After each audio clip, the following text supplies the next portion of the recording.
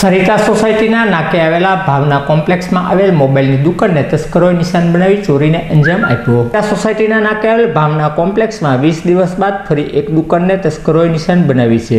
આ દુકાન Vodafone store નામની છે, જેના માલિક નયનભાઈ સતીશભાઈ લુંબાણી છે.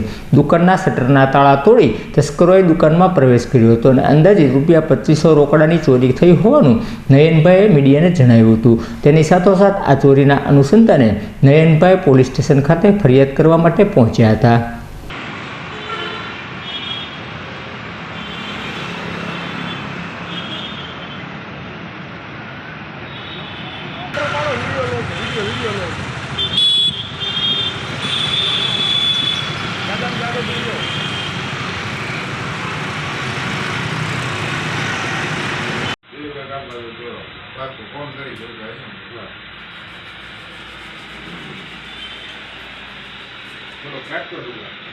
ચાલુ સ્પીડમાં જ ચાલુ છે. સ્પીડમાં બેન હાથ પર બેન હટા.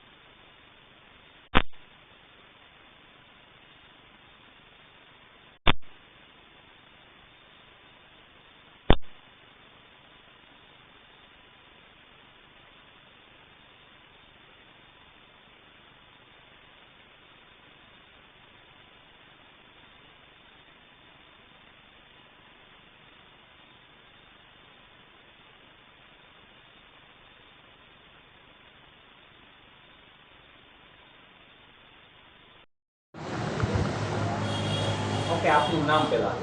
મારું નામ નયન સતીશભાઈ લુંબાણી છે. નયનભાઈ, ક્યાં રહ્યો છો અને શું બનાવ બન્યો હતો?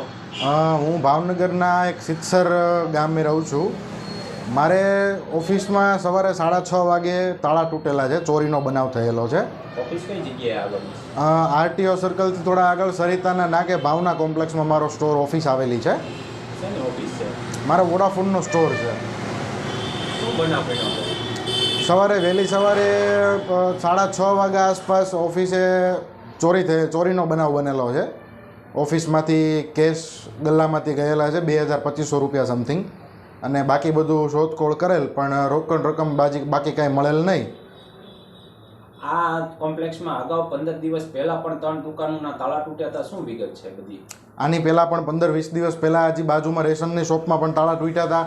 નીચે કેક શોપ છે ત્યાં પણ તાળા તૂટ્યા હતા. ત્યાં પણ ચોરીનો બનાવ બન્યો હતો. આપણે એફઆઈઆર પણ કરેલી છે, પણ પોલીસ તંત્ર શું કરે છે કાંઈ ખબર પડતી નથી. પોલીસને અવારનવાર આવી રીતના એક જ કોમ્પ્લેક્સમાં ચોરીનો બનાવ બને છે, તો પોલીસની કામગીરી ઉપર તમે શું કહી રહ્યા છો? મને તો પોલીસની કામગીરી ઉપર શંકા થઈ રહી છે.